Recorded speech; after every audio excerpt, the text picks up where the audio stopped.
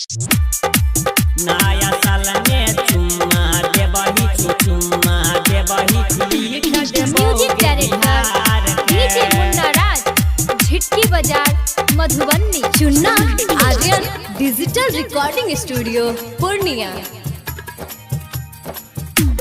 हे गे ठंडी में जे मूड बनबही देखबो ने यार पार के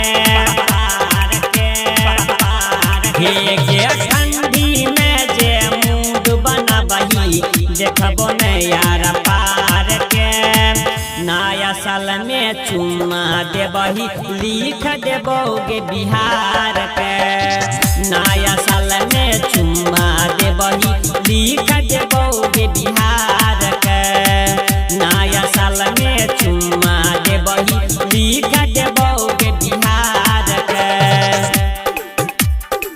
नया साल में चुम्मा देबही चुम्मा देबही लिख देबोगे बिहार के लिख देबोगे बिहार के। Mix by Chunna Aryan. हाँ बड़ा सुखल रहे छियो सोना तोर दिन गे सोना तोर दिन गे सोना तोर दिन। हाँ हाँ एक दो तीन गिनी के गिने छियो दिन गे गिने छियो दिन गे गिने छियो दिन। हाँ एक दो तीन गिनी के गिने छियो दिन गे दिन गे दिन गे। हे कहिया तोरा से शादी होयतै कहिया पहनबै हार के हार के हार के। हे कहिया तोरा से शादी होयतै कहिया पहनबै हार के नया साल में चुम्मा देबही लिख देबोगे बिहार के नया साल में चुम्मा देबही लिख देबोगे बिहार के नया साल में चुम्मा देबही लिख देबोगे बिहार के